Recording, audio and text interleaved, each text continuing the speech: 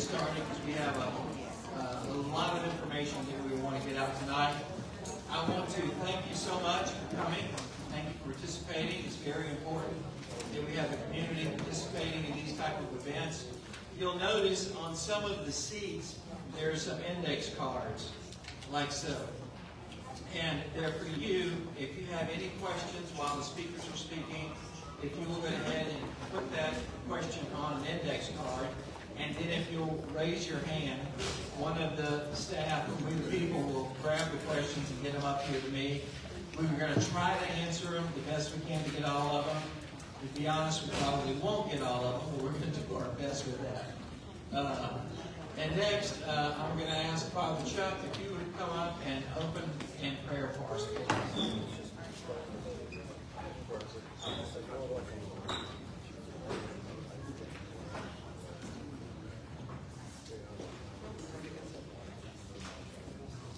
Let us pray.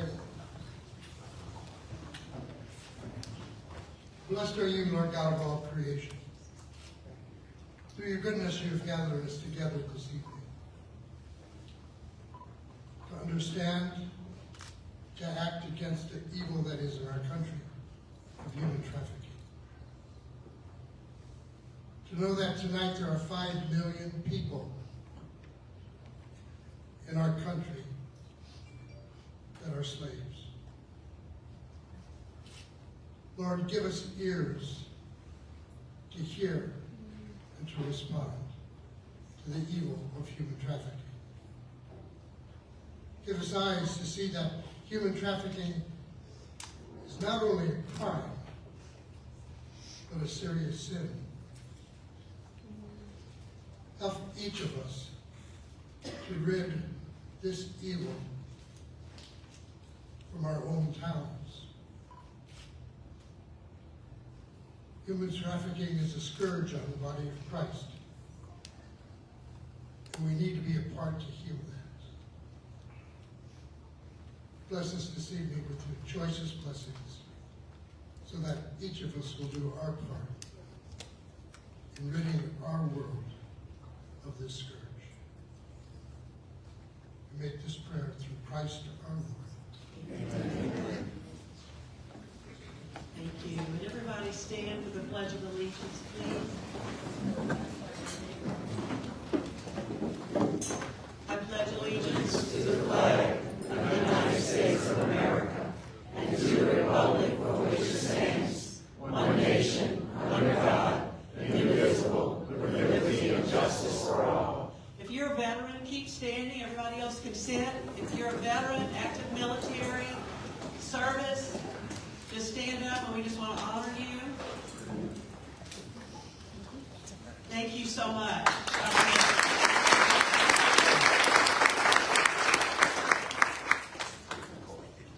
Also, if we have any, and I know we do, elected officials here tonight, law enforcement, would you please stand up? We just want to honor you.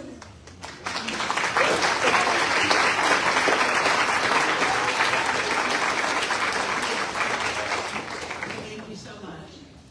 Okay, guys, my name is Vicki. I'm on the board of We the People Bayou Community, and on behalf of the board and all of our members and volunteers and followers, I just want to thank you for being here. Thank you for coming. The documentary that you saw playing, which is about Father Behe and his rescue of these girls, it is actually on YouTube. I just want to be sure y'all know this. You're going to come up and get information later, but it's on YouTube, and it's called Turning the Tide, A Story of Health, Healing, and Hope. So you can go on and watch that anytime and share it with others. Again, I thank you guys for having the courage to come out tonight. This is not an easy subject, and we understand that. I'm sure some of you have just come here to learn. Perhaps some of you have been affected by abuse or human trafficking or know someone who has, and we want to be very compassionate about that. But, you know, this is the elephant in the room, the subject. It's the elephant in the room.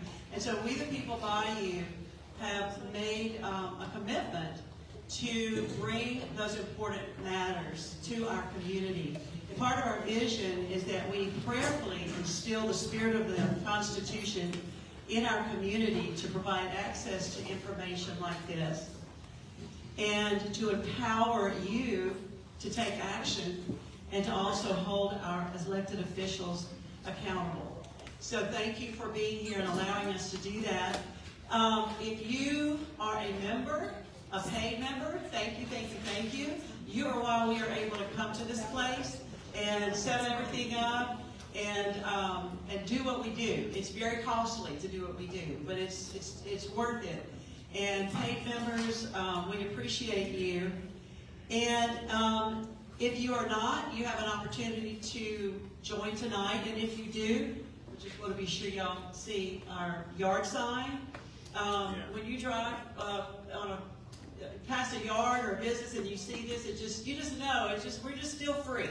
And so you will get this for free tonight if you join. Also, we have a merch table right back here, actually 2 of them. T-shirts, cups, all kind of stuff, and also a donation box. But even more important than that donation box is we are going to give you a first-hand opportunity to donate into the Freedom Hat. Have y'all ever been in church where they pass the plate? Okay, we're going to pass the Freedom Hat tonight. And if you don't mind, envelopes. just start right up there if you would. This section, you get it first. I think we have another one over here.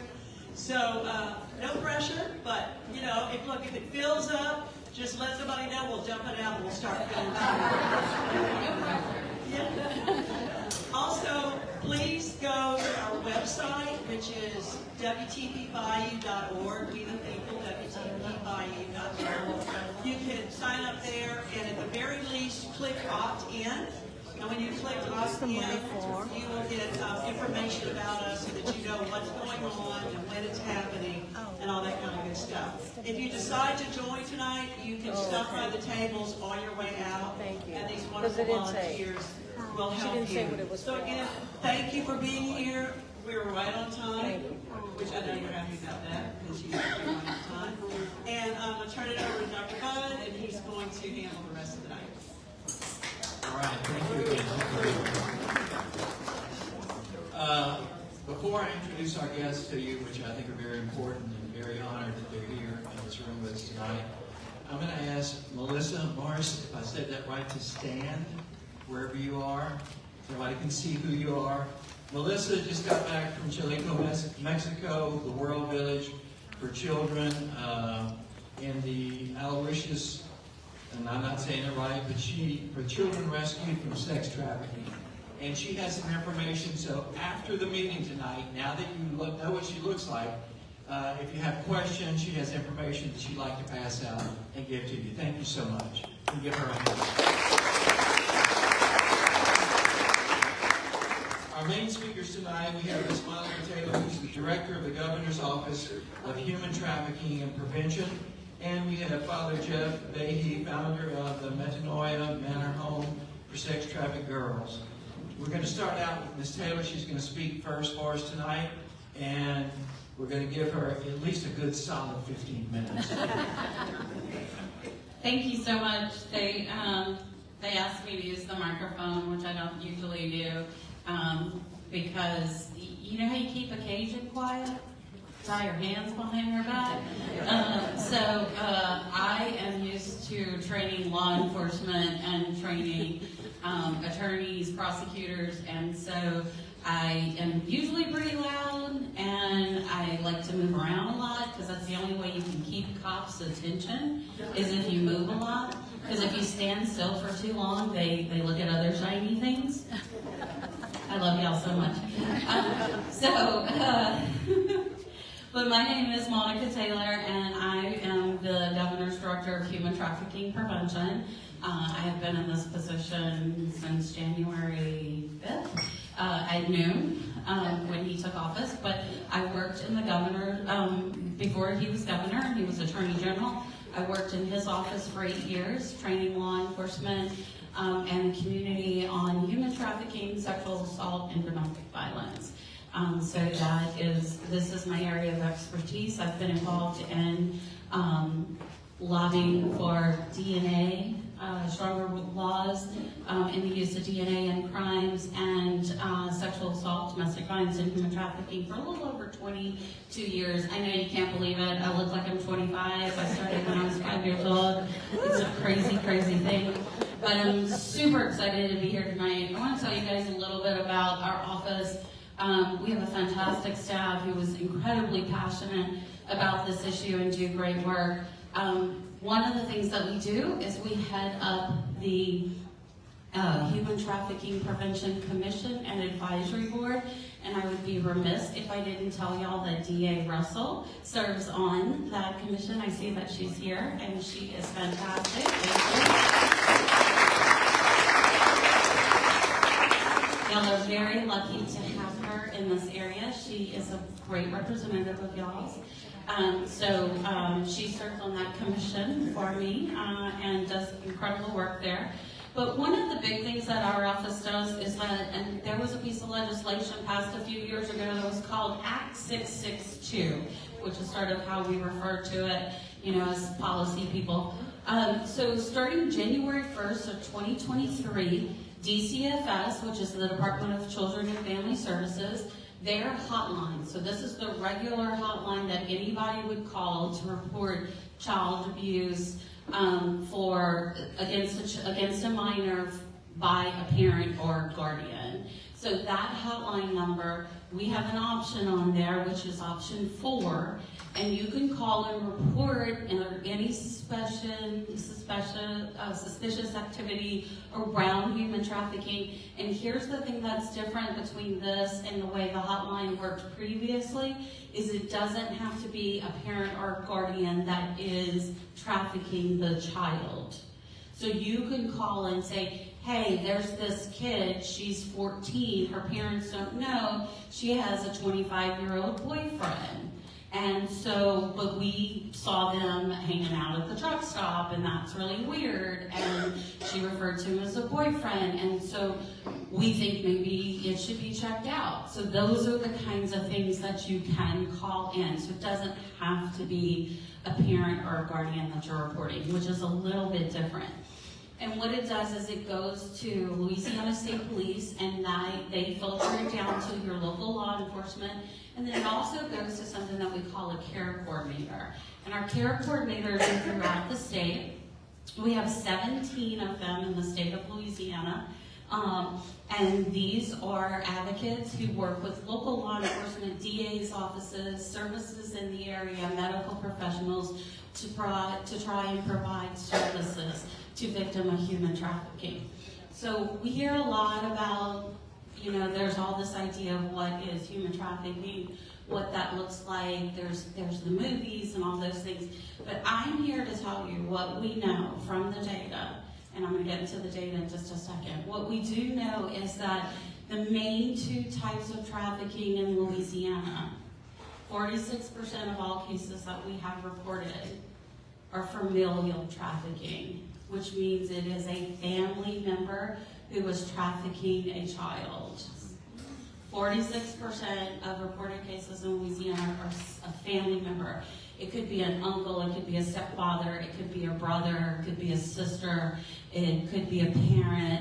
It's a wide variety of things, okay? Sometimes it's a mother who doesn't understand because she was trafficked herself, and that's the only thing she knows, and so it's generational. And we're starting to see more and more of that as well. 38% of that is what we call the boyfriend. So that is a 25-year-old, a 30-year-old man who is dating a 13-year-old. I do a lot of presentations, or I did when I was at the Attorney General's office to high school students, and I'm like, because you're 13 and that 30-year-old man is showing interest in you, that is not impressive.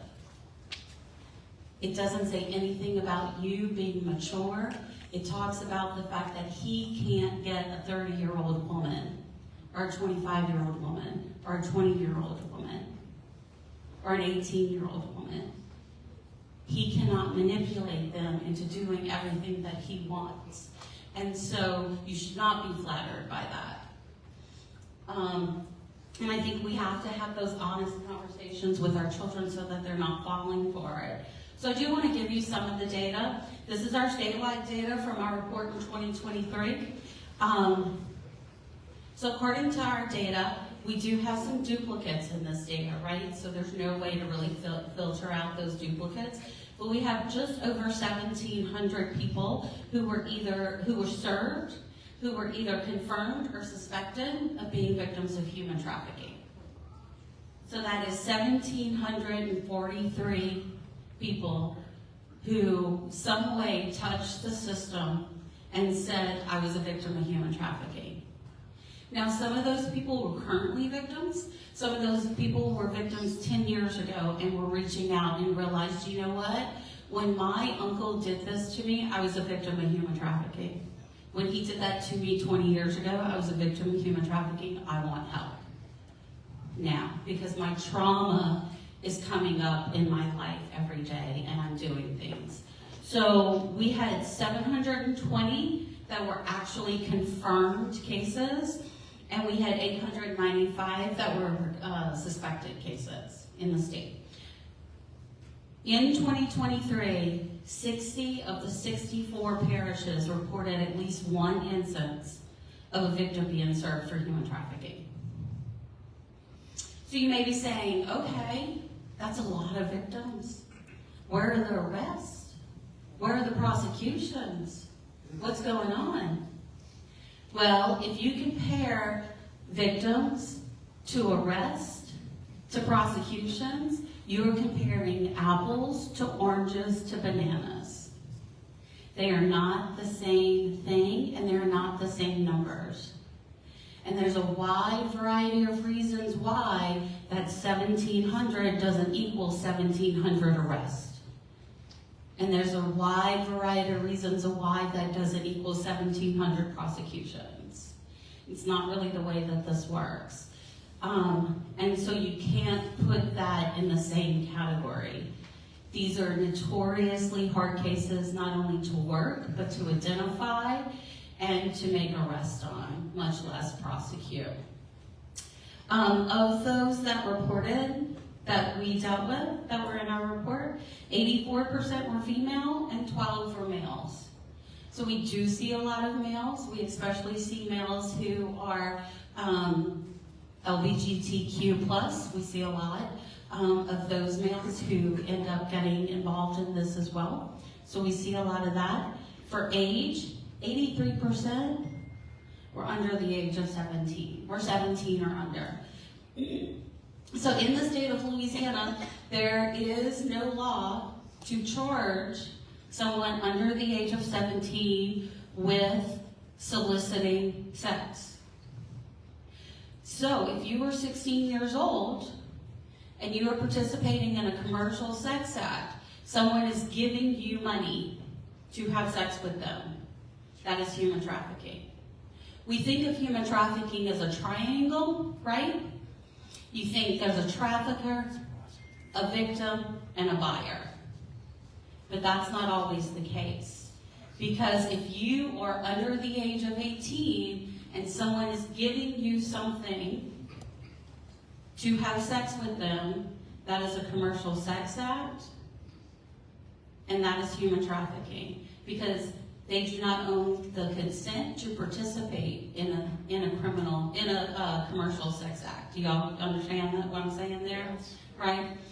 So we see cases, we have these conversations. These are really hard to prove. These are really hard to get a jury to understand that you have a 35-year-old who is having sex with a 13-year-old, and that they are buying them coins on a video game every time they have sex.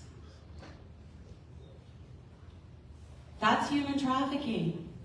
And that is so hard to get a jury to understand and to prosecute. That's one of the reasons why we're having some of the issues that we're having. It's very easy to charge them what, not easy. nothing's easy to charge them with. We're talking about these cases. But when you have something, you can more easily get a jury to understand this is carnal knowledge of a juvenile, this is sexual abuse of a juvenile, than to understand this is actually what trafficking is. The other thing is that 44% are African American and 39% are white. So this is not really a racial issue. This crosses racial boundaries. In Louisiana, we see more sex trafficking than we see labor trafficking, but we are starting to see some more labor trafficking in the state. How am I doing on time? Oh, I better hurry up. So I want to give y'all that number, and I can share it with the group so that y'all can put it on your Facebook and post it. But the hotline number for DCFS is 855-452-5437, and it's option 4. You can also go to the DCFS webpage and look up information on trafficking. If it is an adult, because adults can be human trafficking as well, and Louisiana has some of the strongest laws on adult human trafficking. So you do not have to prove what we call force, fraud, or coercion for anyone being trafficked between the ages of 18 and 21. And that is something that we've passed in Louisiana, and so that's a really strong law that we have. And so you can also call, and I can leave these numbers with you guys too. You can always call 911. If you ever think anyone is in immediate danger, you can always call 911. You can call the Louisiana State Police Fusion Center, or you can call the National Human Trafficking Hotline. And these are all places where you can report instances of trafficking. Additionally, if you want some additional information and a full list of different types of information, we have a website. It is humantrafficking.la.gov. Pretty easy to remember. And you can get a lot of information there, including victim services. So we have the 17 care coordinators in the area. We have a care coordinator that serves Terrebonne and Lafourche Parish, based out of Terrebonne Parish. Chief. But we do have a care coordinator who can, if you have another group, if you have a church group or any kind of group that would like a speaker, we have somebody, the care coordinator can come out and give a talk and give you signs of tips and things to look for and indicators and all of those types of things, as well as those things are on our website as well. Would you repeat the website? Yeah. Human trafficking. There's a QR code they can scan right up there. Yes, and I have the QR code right here too. But it is humantrafficking.la.gov. You can scan that QR code. I also have the QR code here. If you can't get it to work for you from there, I have it up here. I'll leave it on the table and people can scan it on their way out. But there is a QR code on here that has more information as well. I severely underestimated the number of people who are going to be here tonight. And I did bring some of our indicator cards. So we do have some indicator cards here, and I can get you guys some more, so y'all can have them at your next meeting. But we also have, how do you identify what is considered force, fraud, or coercion, and what are some potential indicators. There used to be some things that we said all the time that have changed a little bit. So we used to say tattoos were a big one, right? Do y'all know how many 16-year-olds have tattoos now? Right? It's not that big of a deal anymore. When I was 16, I'm old. When I was 16, if you had a tattoo, it was something. But now, 16-year-olds do have tattoos, and so it's really not that big of a deal anymore. So there are some things that change over time, right? And so you have to kind of keep up with all the hip sayings and phrases. And I think I was teasing you the other day, Chief, right? About anybody in here have preteen boys? Preteen boys? Bruh? What's up, bruh? Yeah, they start calling you bruh yet? They're built different. Those 3 teen boys are built different, bro. They don't understand. We all thought we were built different at 13, which was the problem. But we do have, so indicators are hard to know about because they change so quickly. And in our society with Facebook, things change so quickly. And it's not always what you think or how you think it's going to present itself. We've seen cases where young girls and young boys are drawn into this through video games. How many of your kids play video games and they're talking to someone on the video game, whether through chat or physically having a conversation through a headset, and the person is saying, I'm a 13-year-old guy, I'm a 13-year-old girl. You don't know. You don't know who that is on the other line or what it is. When I'm from the Gen X generation, so it used to be, it's 10 o'clock, do you know where your children are? And so if your kids were home, they were safe. Yes. And that's not the case anymore. And the reason that's not the case anymore is because of those phones. They're connected 24/7. So I'm guessing I'm probably over my time. I see Dr. Bud standing up over here over my shoulder, giving me the eye.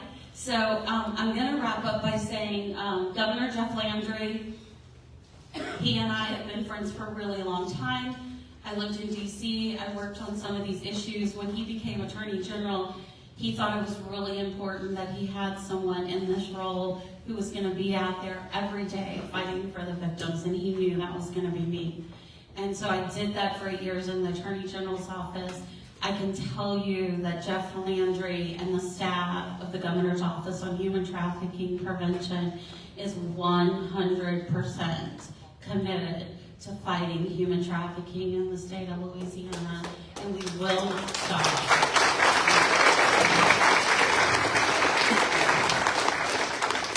We will not stop fighting for these victims. These victims are being trafficked, they're being sexually assaulted, they're being victims of domestic violence, and we will not stop going after the perpetrators who victimize them, and we will not stop supporting the issues that affect them and get them the trauma care that they need.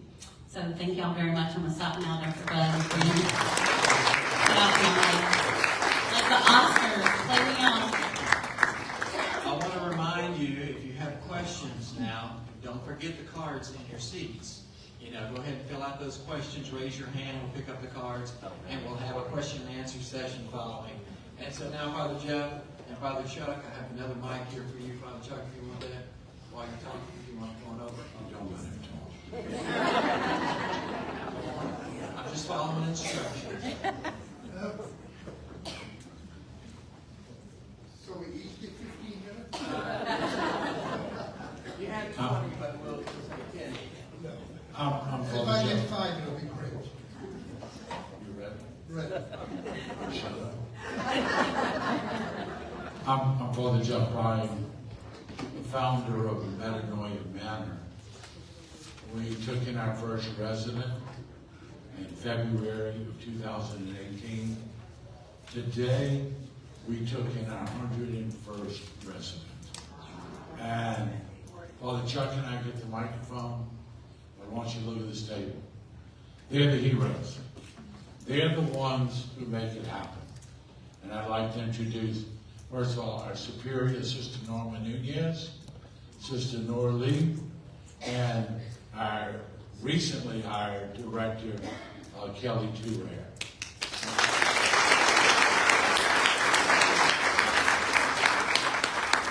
Now, Father Chuck and I like the pig and the chicken, and they're walking down the street and they see a ham and egg breakfast. And the pig goes crazy. This is what Barry, this day and time, I can't believe they do that. The chicken says, what's your problem? And the pig says, when you leave the eggs, you keep going. When I leave the ham, my butt's here to stay. They're the ones, 24/7. And so, whatever I say, whatever success I allude to, believe me, it's not me and Father Chuck. It's these wonderful sisters and our director who make this happen. First, we overlook evil. Then we permit evil. Then we legalize evil. Then we celebrate evil. Then we promote evil. And then we persecute anyone who still dares to call it evil. That's where we are. That's right. That's where we are. Exactly.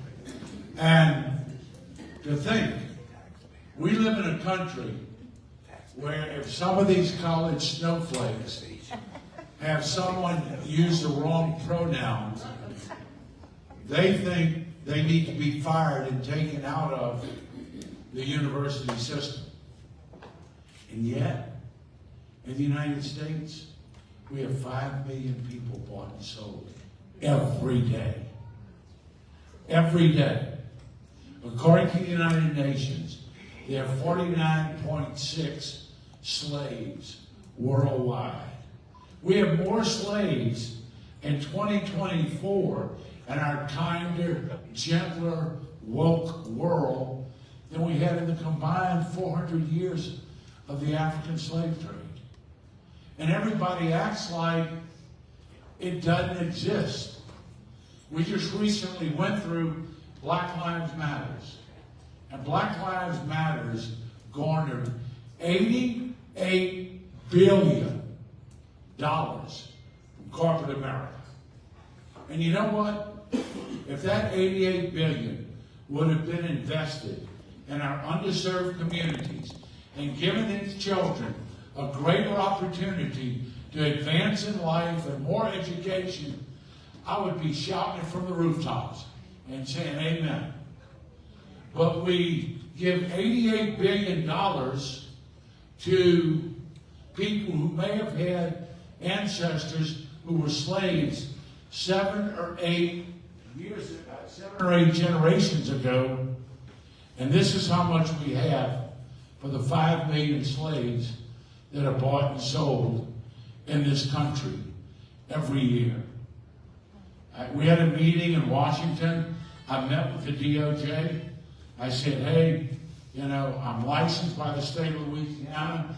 I run a juvenile facility, and we take care of children who've been victims of crime.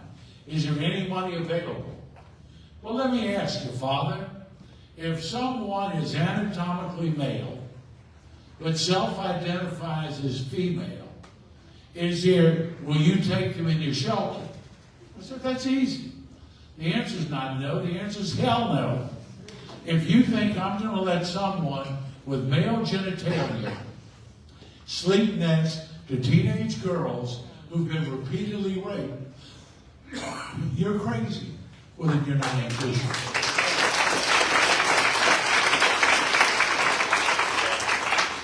For the longest time, we didn't even take per diem because we were not willing to abide by the state and federal definition of women's health care. I'm not going to save one and kill another one. That's not the way it works. And recently, DCFS has been very good, and since we have to be licensed by the state, we don't have custody of the children, okay? The state has custody. We're a licensed provider, okay? But in doing that, they said, if you get into a situation where that is something the child wants, you can put it back in state care. We're not going to force you to violate your conscience. And I really appreciate that, because Father Chuck and I did a sweep in 7 cities in California last summer. And let me tell you, I mean, we didn't bring our passport, but I mean, that's another country. Anything faith-based out there, according to elected officials, is terrible. Now let me tell you what these wonderful sisters and our director do. We've had 100 children, 101 as of today. And these children, and Monica was talking about 46%, and that's correct. We're a little bit higher than the national average of 42%. But of the children we receive, it's probably over 60% of our children have been trafficked by their primary caregiver. And think about it. Looking at the age of people here, you're either parents or grandparents, right? What enables someone to bring a child into the world and sell that child? You know, I talk about human trafficking not as a problem, as a symptom. It's a symptom of a very sick society where we have devalued human life to the point of thinking it's a matter of profit, pleasure, or possession. They had an arrest at a North Shore high school about 8 years ago of a 17-year-old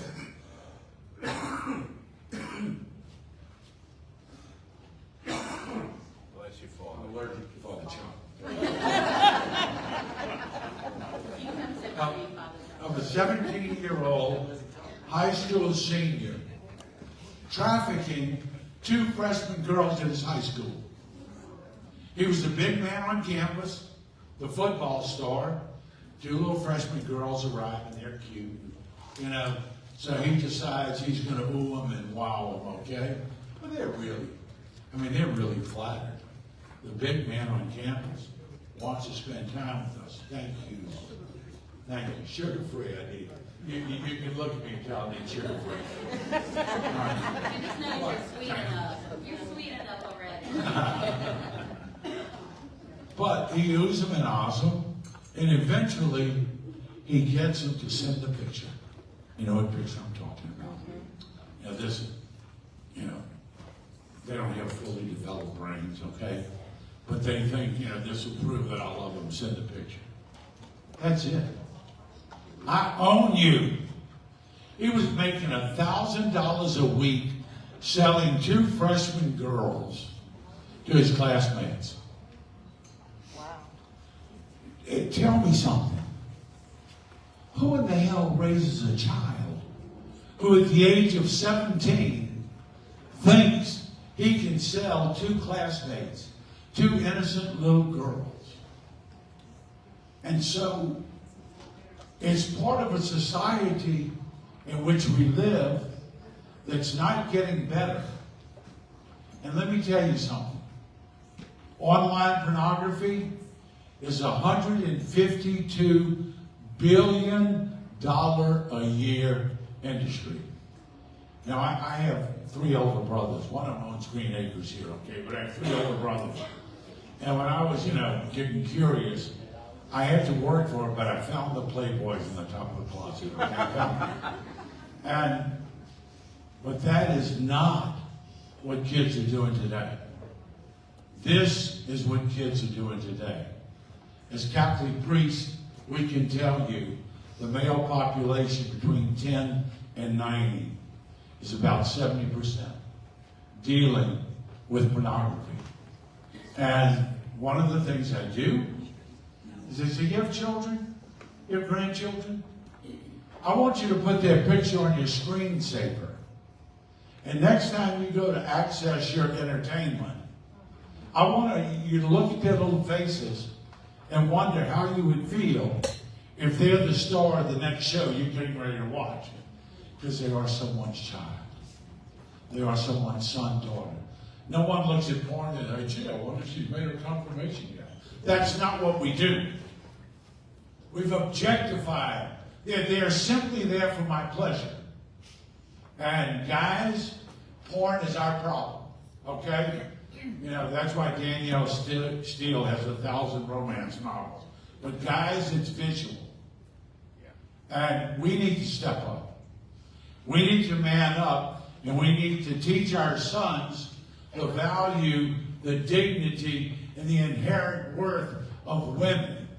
They're not objects. They're very sacred people who offer us life. And that's one of the things when people say, what can I do? Man up and teach your sons to respect women as beautiful creatures of God, made in His image and likeness, who are a gift to us and not someone simply there for our pleasure. Now let me tell you a little bit about some of what we do. She arrived, okay, I'm gonna give you 5 minutes. She arrived and she had just turned 16. She's out of the gangs in New Orleans East. She was tough. Flashing gang signs, telling everybody to F off. The poor nuns had learned old words that they never knew. Okay.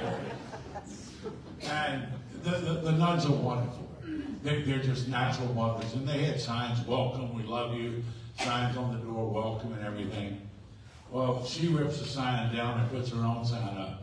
You don't know me, you don't love me, don't stop here. She was tough.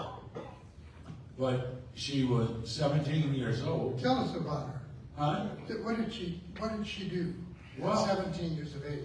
she- When she came in? she- She's a gang member. Did she actually have a gun?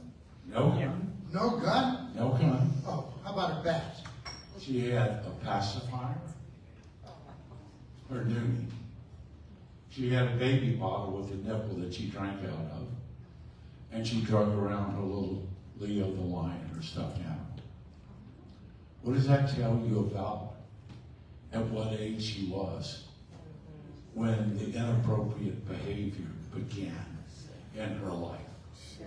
Most of our children have had inappropriate sexual behavior in the home before the age of 6. So by the time you're 11, 12, and 13, and you're marketable, just one more thing. We've had a number of children turn 11, stay with us a year, and have their 12th birthday. We have a 16-year-old that comes in who's never ever had a birthday cake, and the sisters do a wonderful birthday party for him. They just break down crying. Father Chuck and I go there every morning. We have to be fragrance-free. That's not hard for him. He smells better. We have to be fragrance-free because that cologne, it'll be a trigger. They'll end up in a fetal position in the corner. We don't ever walk up to our children and hug us. We're grandpas at this point, okay? Let me say something. Go ahead. He's been talking about this girl, and there was a big birthday party. And they were having a very, very good time. Everybody was having a good time. And then I look over in the corner, and she's, in a fetal position.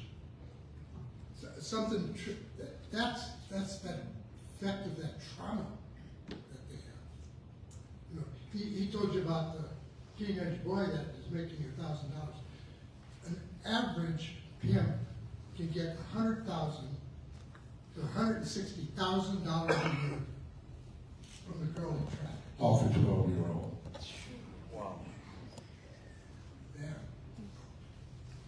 31% are young boys of the juvenile market. So 31%. They really have trauma. Can I say, how much more do you want?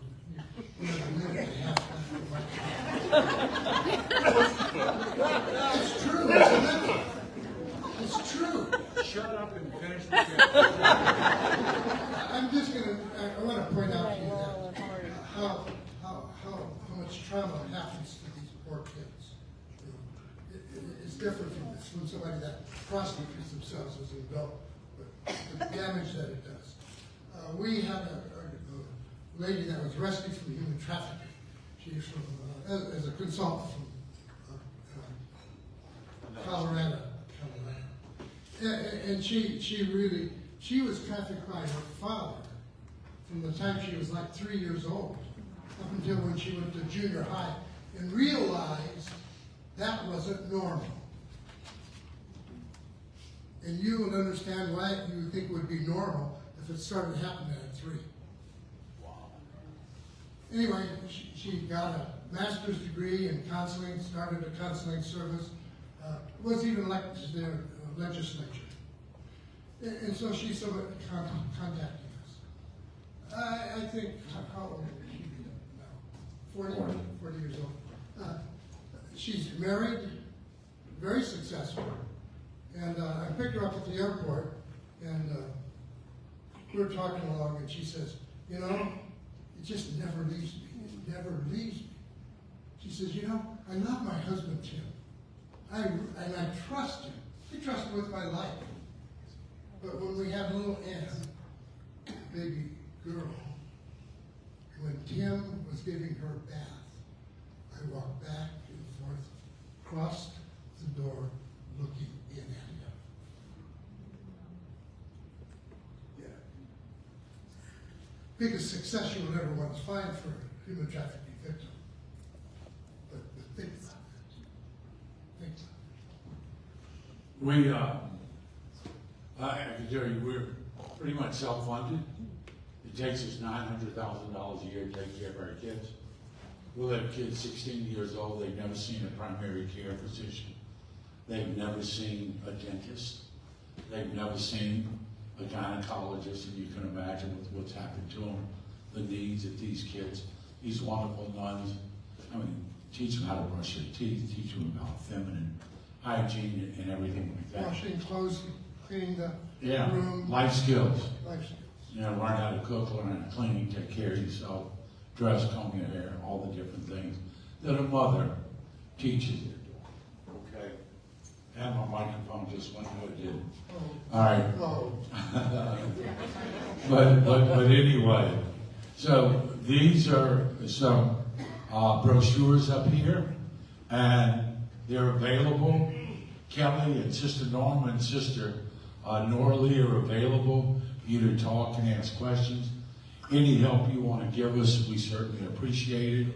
We work very hard to keep our kids. And just a little side note, currently Father Chuck and I are working, we've opened in Boston. We're working in Philadelphia, Charleston, Naples, Florida, Tomball, Texas, Fort Worth, San Angelo, and Denver. We're trying to replicate this model, the sister care model. One of the things we didn't tell you is for the 5 million people who are trafficked every year in the United States, we have less than 1,000 beds. But at the same time, we have more than 5,000 animal rescue shelters, each one holding 100 to 1,000 animals. And for $19 a month, no puppy deserves to live like this. For all you Peter people, I have nothing against your puppies and kittens, but human beings don't deserve to live like this.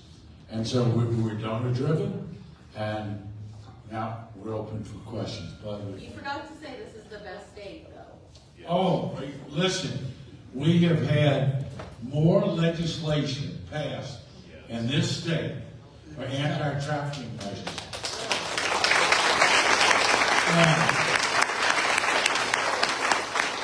That doesn't mean we're perfect, and I'm looking at our DA, because the DAs blame the judges blame the DAs, and we need to get a lot better at prosecution. We need to get a lot better, not only for the trafficker, but for the consumer. If you're 40 years old and you're having sex with a 13-year-old, your butt ought to be in jail for a very long time. The lady I told you about, traffic from 3 to, what, You're talking about what? he was, Oh, yeah. 29. The lady was trafficked by her dad from the age of 2. When she got to high school, she realized it wasn't right. Yep. She reported him. He got charged with 29 counts. He got convicted on 27 and spent 2 months in jail. Our system's broken. Yeah, but it's getting better. It really is. We're working at it. And good people like your DA, and I can't say enough because she's part of our, Christine Russell has been absolutely wonderful. So Christine, thanks for all you do.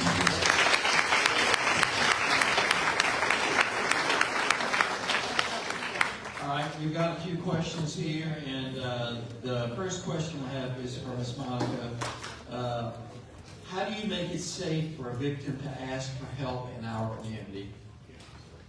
So the biggest thing with a victim is that you need to give them choices, because you have to remember that all of their choices have been taken away from them, and you have to let them tell you what they want to tell you at their own pace. So you never want to ask a lot of questions where you're asking for any kind of details about anything that has happened.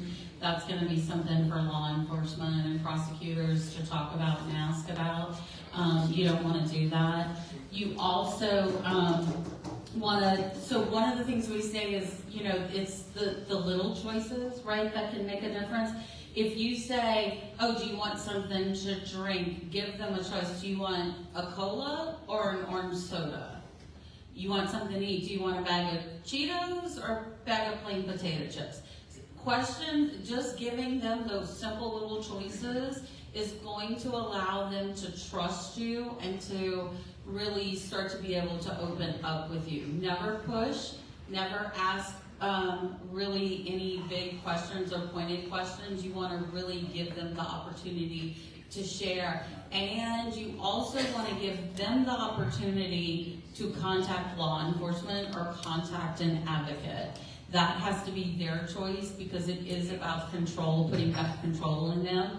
I will say, when we're talking about juveniles, there is a little bit of a difference because if you are a mandatory reporter for any kind of abuse against a juvenile, you do have to contact law enforcement and you need to be very clear with them when they disclose to you that something is happening, that you're a mandatory reporter and that you must contact law enforcement. Do not push and ask too many questions. You know, some simple questions like, what's your address? Where do you live? Most of them won't know. They're not allowed to speak for themselves. Okay? But you saw in the video, two of those were our children. I found out their story when I saw the video. I mean, I love those children. I was with them every day. But I never, what happened to you?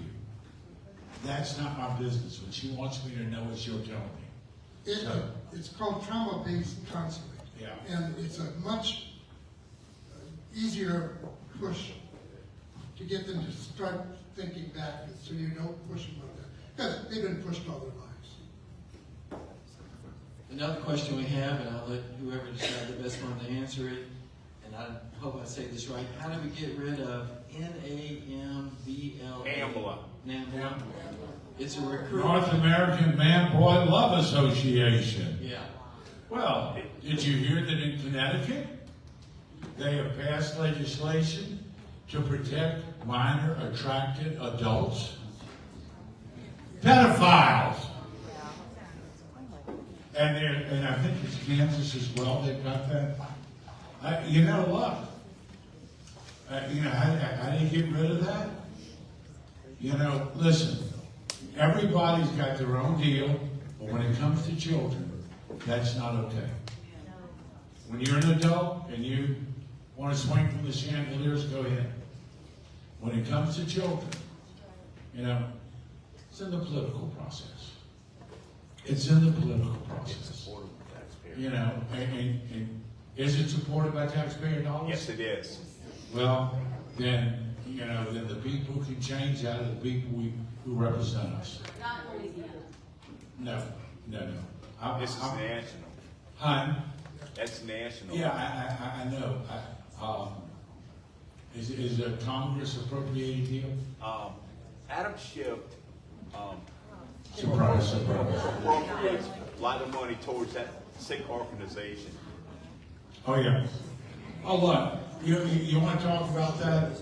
How come that they never released the manifest when people go on to Jeffrey Epstein's pedophile island? Because it had a Peabody name there, Democrat. How come, well, it's in all parties, but how come we don't know who's on P. Diddy's party list?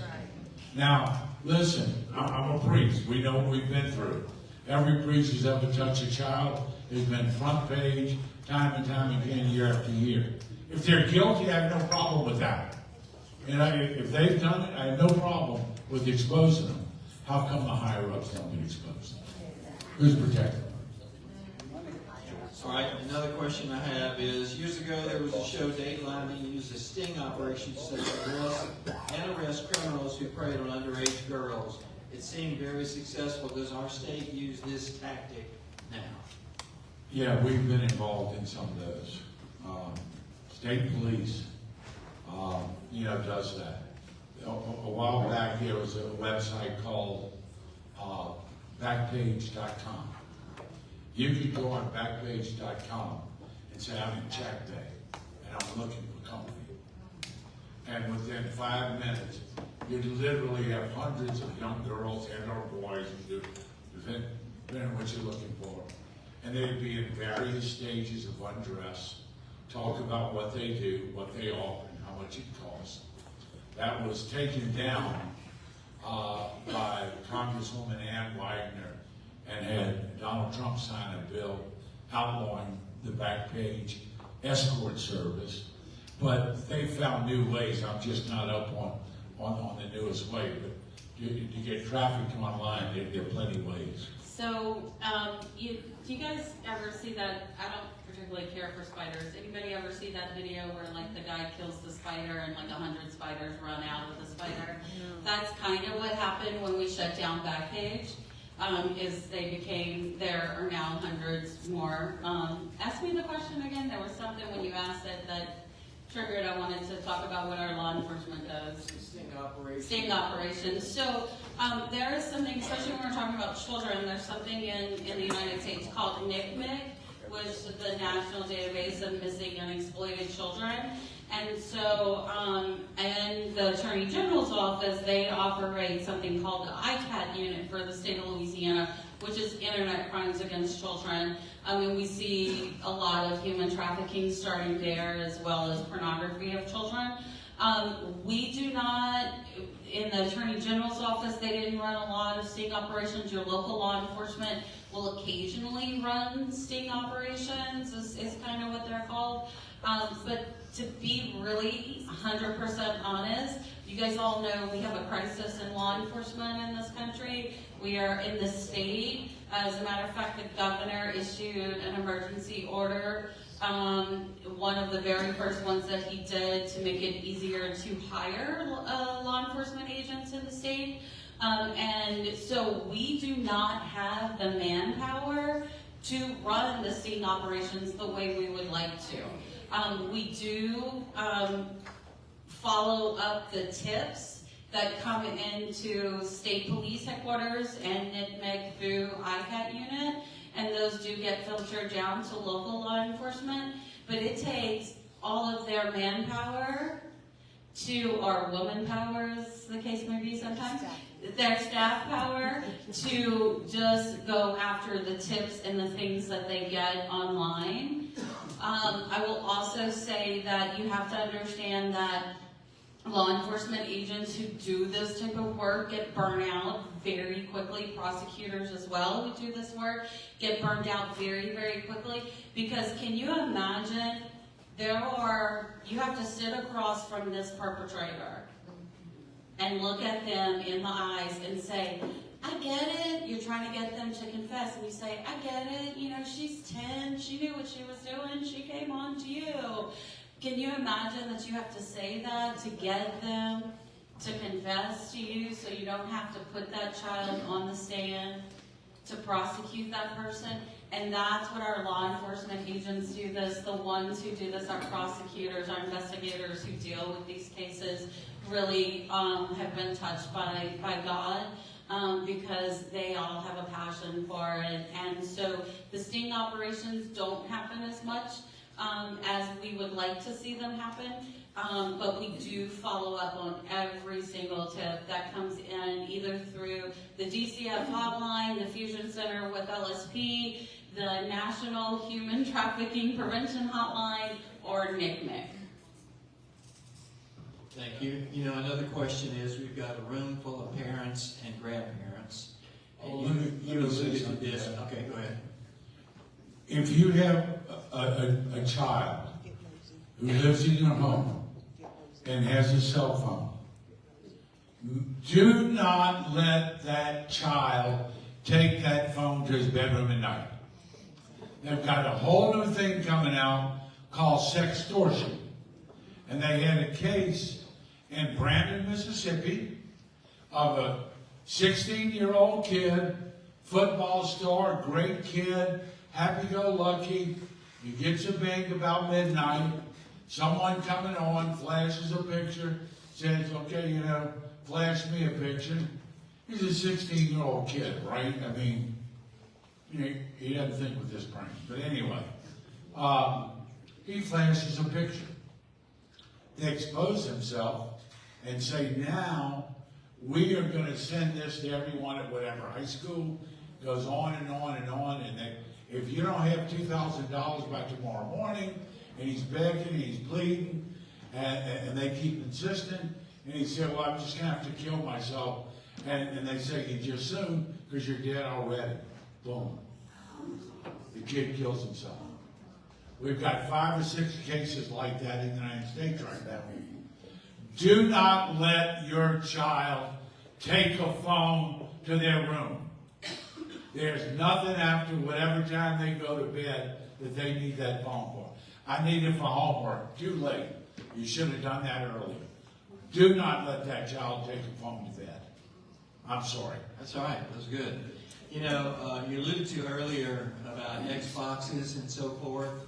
Grandparents are probably not as aware of that, but you know, they're talking to one another on these Xboxes, and they're communicating with people who they believe to be their age who may or may not.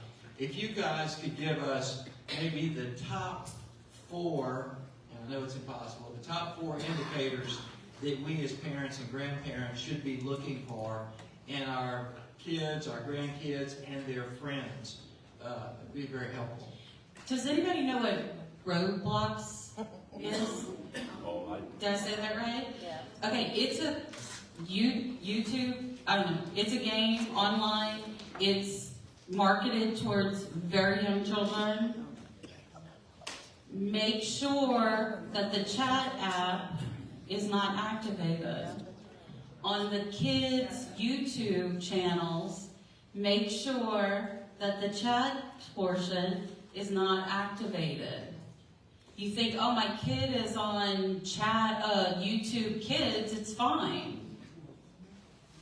If they're they can chat with someone.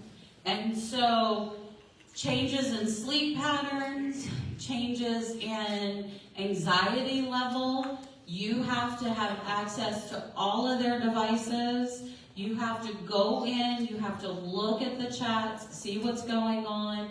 If you're not looking in them and looking at them and paying attention to what they're talking to, if they've activated it. And here's the rub, right? Here's the problem. How many people in here are baby boomers?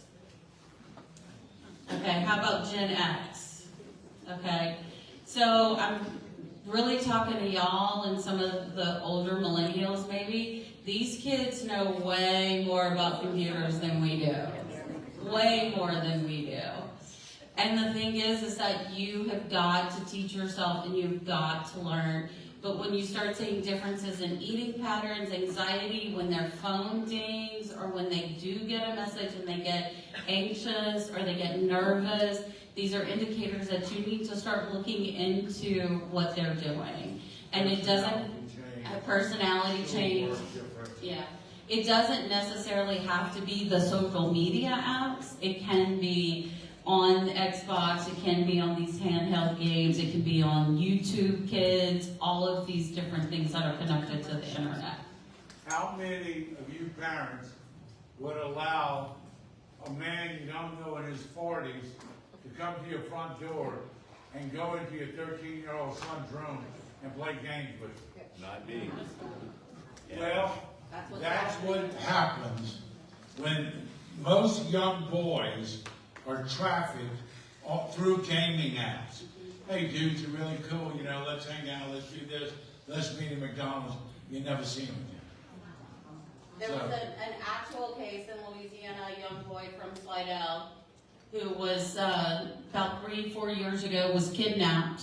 He thought he was meeting up with a 16-year-old, and luckily he had told a friend of his what was going on, And when he didn't come home, his parents, the friend told the parents, look at his game, and whatever game it was, he was playing Fortnite or whatever game it was, and they went, and law enforcement was able to find two 50-year-old men who lived in a trailer park in Florida and had 3 teenage boys who had been living with them for over 3 years. So the little boy from Slidell was 15 years old or 16, and he had only been in their custody for 3 days. So they hadn't sold him yet. But he was he definitely has some major trauma from that, but they rescued 4 boys altogether. Another question is, are all high school or many high school guidance counselors up on human trafficking and awareness? No. Are we doing that in our state? No, We're trying. I was just telling, who's on the Bessie board? There's a group out of Sarasota, Florida. It's called Global Strategic Operatives, and along with the University of Michigan and St. Louis U, have developed a scope and sequence, K through 12. And it's Christian based, and it's age appropriate warning education about human trafficking, and we need to do it. We also need to let emergency room personnel. We have a contract with Children's Hospital in New Orleans, and some of our children come from there. Most of our children have never been to a primary care physician. They've been to emergency rooms, and no one recognizes them. I was just going to say it from locally. Education is the biggest push the commission's talking about right now, and we are being educated. Our law enforcement officers are being educated on what to look for. Before, maybe 10 years ago, we would have maybe a child abuse case. You ask certain questions and you move on. Now, they're starting to ask more questions to see if there's more to it. Is there more to this story, and is there more? Is it possibly a trafficking case? Whereas in the past, maybe we just went strictly with molestation. Now we're getting more educated on what do we ask. We're educating now, I think, hotels and people who work there, and our teachers, and everybody is being educated, and that is the big push. Just real quick about phones and everything else for everybody out there. We do presentations with our advocacy center here locally. We had over 3,500 kids since 2005 when we opened our doors have come through our center who have made allegations of physical or sexual abuse. And so we put on classes for our children, 5 years old to 18. We do it for our older folks, our guardians, our parents, and our teachers. And we talk about what to look for. We have different presentations on what to look for when it comes to the phones. And so for you guys, just real quick, if you bought the phone for your kid, it's yours. I don't go with this right to privacy in your house if it's the phone. It's your phone. So sit down with them with your phone and say, can I have your password? And go through the phone. You should know their password.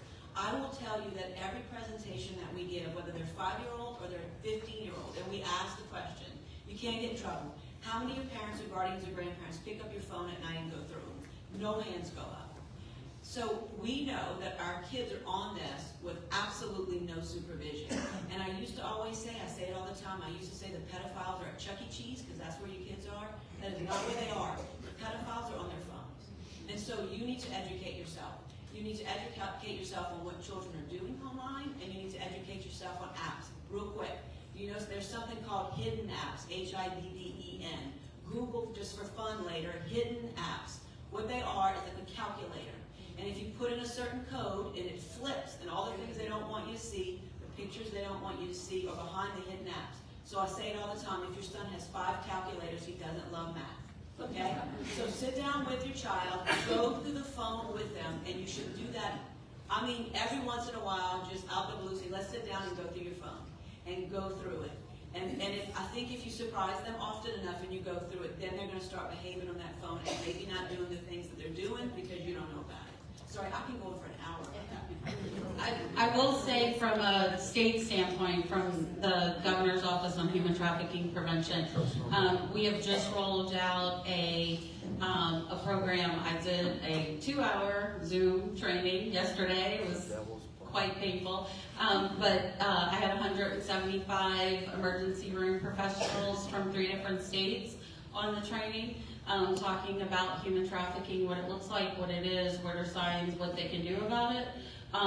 We are partnering with the Louisiana Hospital Association to continue rolling this out and continue doing things with their emergency room staffs. Our office is speaking this year at the Superintendents of Education, the state superintendent, for all the different parishes, all the superintendents at their conference this summer. So for the past 8 years or so, I have really done a lot of work with law enforcement, the judicial system, trying to educate in trauma, in human trafficking, domestic violence, sexual assault, on phones, all of those things. And now our big initiative in the office is to start reaching out and move into the school system, which is very, very difficult, and into the medical profession. Once we get some of the ED staffs and the hospital here in Thibodeau has reached out to me personally to get me to come in and do some training for them.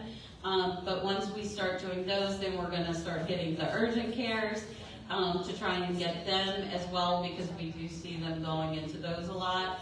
I will say something that I found is very interesting about schools is that I don't know if you guys, it's kind of the other end of the state, but I've been to Reeves, Louisiana. Anybody know where Reeves, Louisiana is?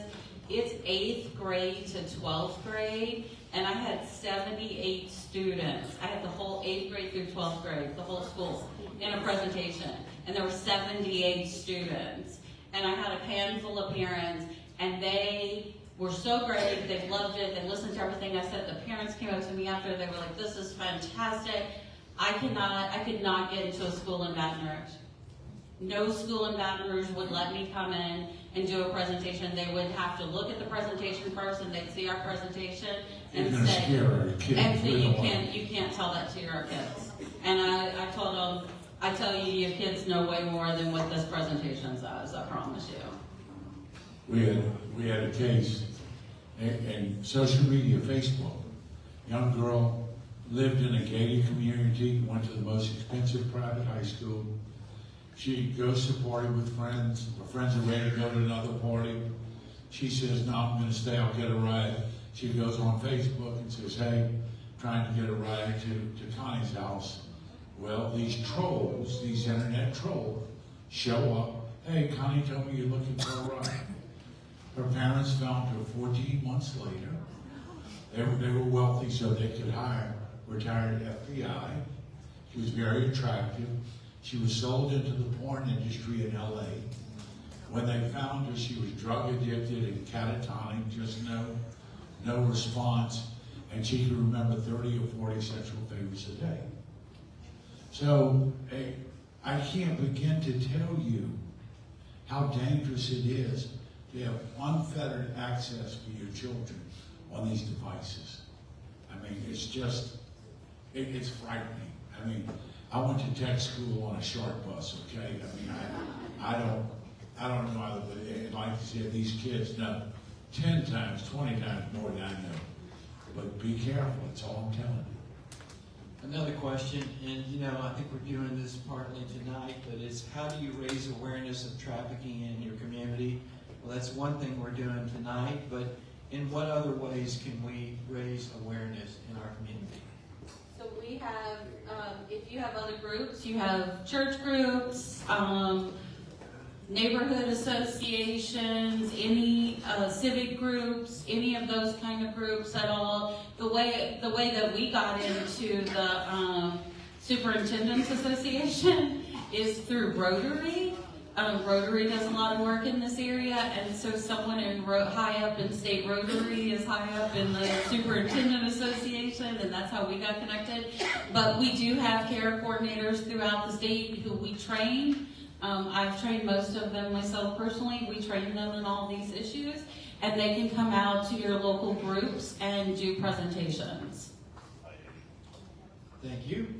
Next for Ms. Monica, you've already addressed this once, but I'm going to read the question because somebody turned it in. What about your example of 35-year-olds soliciting with a 13-year-old with game coins? How does it make it difficult for a jury to prosecute? And the follow-up to that is, who sets the term of sentence for convictions? So I'm going to kind of tag team this with DA Russell. The reason why it's so difficult is because people think of human trafficking, like I said, as a triangle. So they want a buyer, a seller, and a victim. If I can't give them a seller, then sometimes it's hard for them to make that connection that having a buyer and a victim constitutes human trafficking. I'll give another super quick example, and then I'll let DA Russell talk about this. There was a case out of Houston, a 16-year-old girl. She hadn't been in school for a little bit. Oh, and this is another good example. We're also starting to train our SROs, our school resource officers, in this as well. That's another big piece of this. School resource officer noticed a 16-year-old girl hadn't been in school in a while. On his way home one day, he saw her getting out of a truck with an older gentleman. So he pulled over and he stopped and he started talking to her and asking her some questions. Come to find out, her mother had been sex trafficking her for about the last 4 years. She was 16, so since she was 12 years old. And her mother was a drug addict, and her mother had been gone for about a week and a half. And she ran out of money. And she was hot. The electricity was being cut off, and she was hungry. So she had the number of this, or the email, or some way to contact this man who was in his 60s, who was not that bad to her. He wasn't super mean to her. He didn't beat her. He wasn't really freaky or anything. He was fairly calm in what he did to her. So she contacted him and asked him if he wanted to pay her for a tryst. And he said yes, and he came and picked her up, they did whatever, and he gave her some money and bought her McDonald's. Her mother did not traffic her in that particular situation, but the gentleman was arrested, and they did run a sting operation on her mother, who admitted to trafficking her in previous situations. She was 16, she did not own her consent to sell herself. So in that case, it was just a straight line. And so it can be difficult to get people to understand that. But I'm going to let DA Russell. I think, and I'll talk about Lafush and Terrebonne. So I think here, if we had a sex trafficking case, I think people here certainly would not have a difficult time making that leap if we educate them, which is what a jury trial is all about. I will tell you that the hardest part of getting cases to trial, when you talk about sex victims, domestic abuse victims, you talk about the human element, you talk about children, and I'm going to talk about children because I did sex cases for 15 years. The hardest thing is getting them to go to trial, and I'll tell you why. If I asked all of you right now to think about your first sexual experience, and I asked you all the questions about what happened and what did it feel like and what did they say and all the things, and I asked you to stand up in front of everybody and tell everybody what was your first sexual experience. And then we expect a 5-year-old to get in the stand and look at a bunch of strangers and tell them what happened. So one, that's very difficult for you to do. Can you imagine a 5-year-old? Number two, oftentimes the people they love have hurt them, but they're still people that they love. It's still dad, it's still papa, it's still mom. And we're expecting them to take this responsibility and take a stand and point them out and say, that's the people who did it to me, knowing full well they're going to go to jail. And who was responsible for it? That 5-year-old that took the stand. And so oftentimes what will happen is we can all agree they should go to jail the rest of their life. We can agree on that. But to do that, sometimes we have to put children through a process that's very, very difficult, be difficult for you. Can you imagine how it is for a 5-year-old? So that's sometimes why we make a plea offer and we do what we need to do. I had a child who was pulling their eyelashes out the week before a trial because mama stood by her man and she knew that she was getting it to go in there, and at the end of the day, all the family members said, because of you, we won't have any money because daddy's going to go to jail. So what do you do at that point? You tell them, I'm going to be the bad guy and I'm going to make sure that we take a plea offer And that is why sometimes it is very difficult. As prosecutors, and we'll talk later, as prosecutors, we want them to go away. We want bad guys to go away, but that we still have that responsibility when it comes to children and victims to make sure that once we're finished and we check it off our list that we got the bad guy, that these people can move on and have a productive life, and we have not hurt them even worse than they've already been hurt. Our second victim was her father's 17th child by 11 different women. And she was the first female. And Dad realized he could do more with a daughter than with a son. And he started, then the uncle started, and then she became a source of income. And it came time for trial, and she said, how come I can't testify against my dad? And I said, because you're 15 years old. And if he goes to jail, you have no body, you have nothing, and you have 16 brothers who are going to turn on you. It's a hell of a place to be. I mean, I can't tell a child. You know, I couldn't take her in and say, you know, I'll raise you and take care of you, get everything you need. I couldn't do that. And like she's saying, some of these kids are just in the most horrible situations. And some of them just, regardless of what you do, they can't face it. They just can't. You know, and that's difficult. The United States has the best criminal justice system in the world. I will say that. I truly believe that in my heart, that the United States has the best criminal justice system in the world. But it is flawed.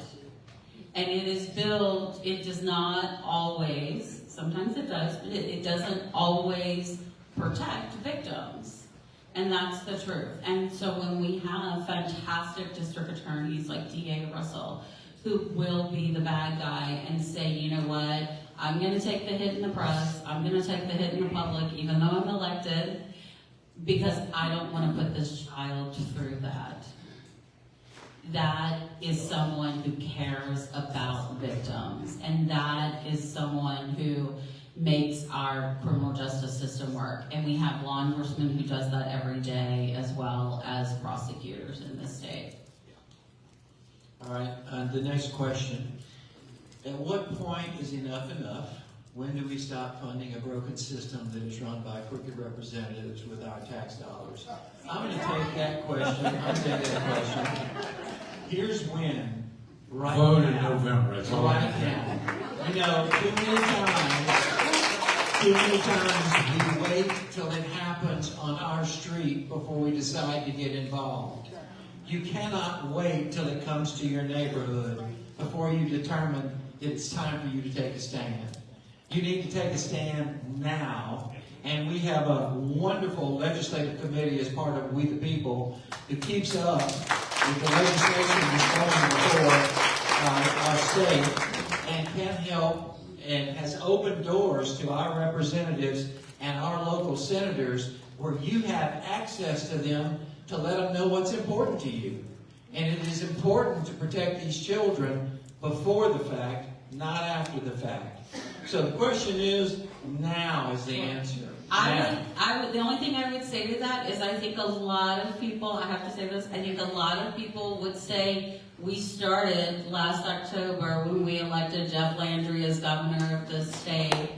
And I believe in the last 100 or so days he has proven by having a criminal justice special session on criminal justice, by some of the laws that he has passed this session and are still passing and signing into law this session. The fact that he is fighting legislators, he is holding their feet to the fire, not backing down from them. He has done more in the first 100 days than any governor that I can remember, and believe me, I know because I've been there working my tail off alongside him as well. He has worked tirelessly for the state, and he's going to keep doing that, and he's trying to do it by calling the Constitutional Convention. And so I think in Louisiana at least, we've started already. You guys have started by being here. You guys have started by having this group. But I also think voters started in Louisiana when they went to the polls in October and elected him outright in a very crowded field, not having to go into a runoff. I think it was a clear message then. The next question I have is, when meeting with school supers, will you come out with new videos for training for the entire staff and students? Florida has this as part of their curriculum, and this person said, I'm on the school board. So, We've got to get in there first. We've got to get in the door first, and we are working on creating content for that. We're working with some different. We work with a lot of survivors to tell us what is things to look for, what are signs, what are things that we should be saying and not saying. So we take our survivor counsel very, very seriously and listen to what they have to say. So we are working with them to do those kinds of things, yes. You'd be surprised how many people want to spare their children education about this. Oh no, this is too, this will scare them. Well, they ought to be scared. Because the boogeyman's out there, I need to tell you. They need to be scared. I mean, I'm talking about Catholic schools as well. Oh no, we don't, that'll scare them. We don't want that. thank you. This is for Christine. Where can our children's grandchildren and their parents attend these seminars you mentioned? You give, and are they open to the public? These notes are really written almost as bad as I'm writing. Anyway. So our office partners with the Children's Advocacy Center. I'm the director of that and the district attorney. So the forensic interviewer who's there. Since 2005, we have been putting on presentations. All you have to do is call the office, and I will arrange for it. We have over 30 presentations, depending on who our audience is. We have been to every single school and probably every class over the past 10, 15 years trying to educate. And then we have parent presentations at night that we invite people to. And usually we get 5 to 10 parents who show up. So we will do any group, any organization. I do safe environment groups. I did one not long ago where I talked about the things that we talked about phones and things like that, about internet safety. And when we talk about educating our children on human sex trafficking, there's a way to do it without going in and saying, I'm going to educate on human sex trafficking. When we go in and talk about safety on your phones, and we talk about that guy that may be reaching out to you playing games, you are educating them on human sex trafficking without saying sex trafficking. So what we do is we educate children how to keep themselves safe online from the bad people, and that's educating them. And so there is a way to do it, to get into the schools without offending anybody and making sure that we teach them without having to say the words that they don't want us to say. And so if you want us to go to an organization or a group, all you have to do is call me at the office and we will go at any time and do that for you. All right, thank you. Next, is there anything that the nuns or the director would like to share with us to give us a little additional wisdom? Sister Norma, you're first. I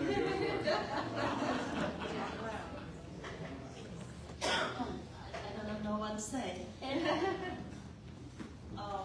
We are 5 in Metanoia, serving the girls. We stay with them 24/7, as Father said. Of course, we welcome the girl when she comes, and we usually don't ask anything when they come because it is a very sensitive process. They come and they don't know the place, who are their nuns and things like that. And in many ways, they're scared. But we are there to love them, to accept them as they are, no judgment. And after a few days, they relax a little bit and stay with us and eat with us. Trust is a very big issue. We have to trust them. Although probably we know already their diagnosis when they come, where they come from, but we have to give them that trust in order for us to build that relationship with them. It's very, very important for them to stay. Otherwise, they will run away. But we love them as they are, wherever they come from, Florida, Alabama, or Michigan, New Orleans, very famous. We love them as they are. So thank you. Kelly will tell you what the program we provide.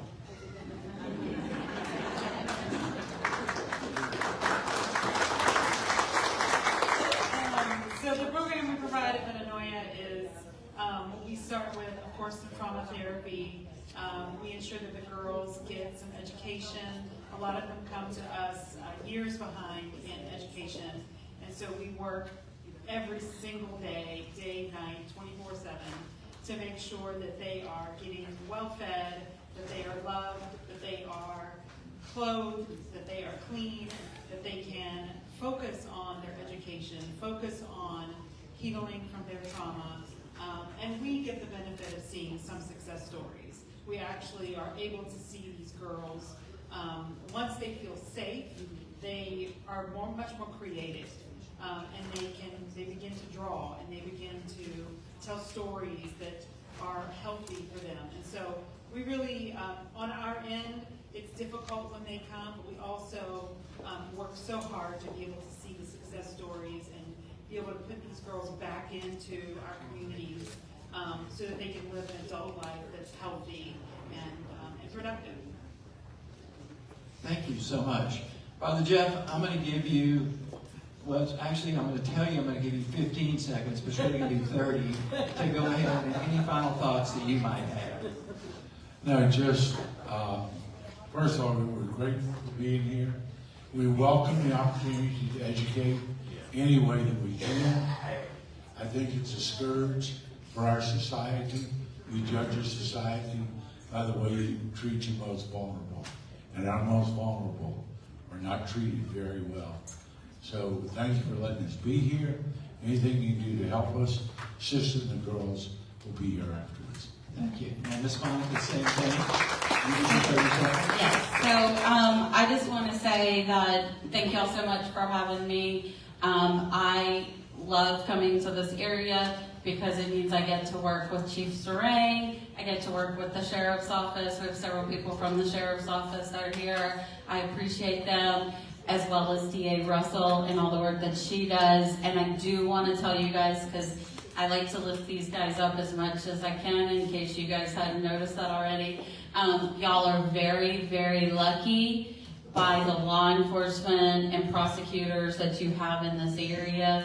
You have some amazing, amazing people leading y'all in this area. So thank you, and thank you Chief Sarang and DA Russell and all of you from the Sheriff's Department for coming out tonight.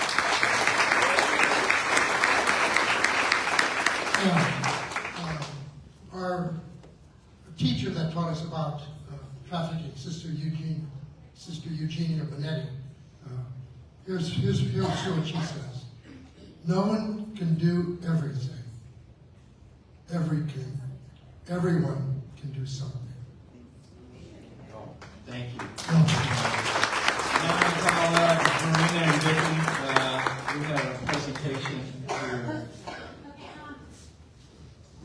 Could I have both fathers and the nuns and the director?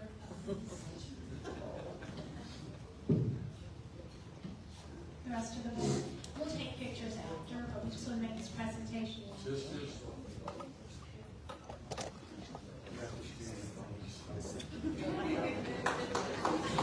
I'll try to do this without crying, because this is a subject that is very dear to all of our hearts and has broken our hearts. But tonight, we made this decision while the meeting was going on, but we would like to donate $1,000 from We the People.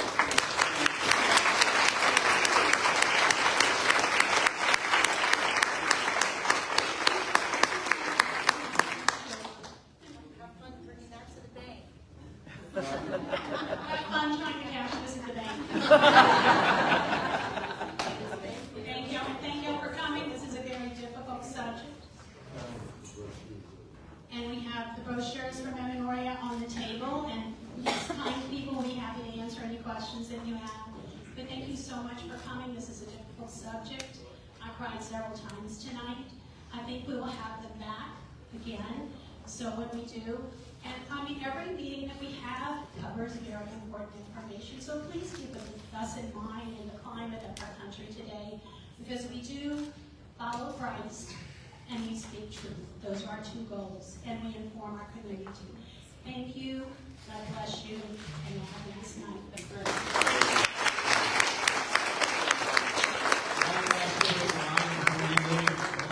Melissa back here has the information as well if you'd like to. I got you.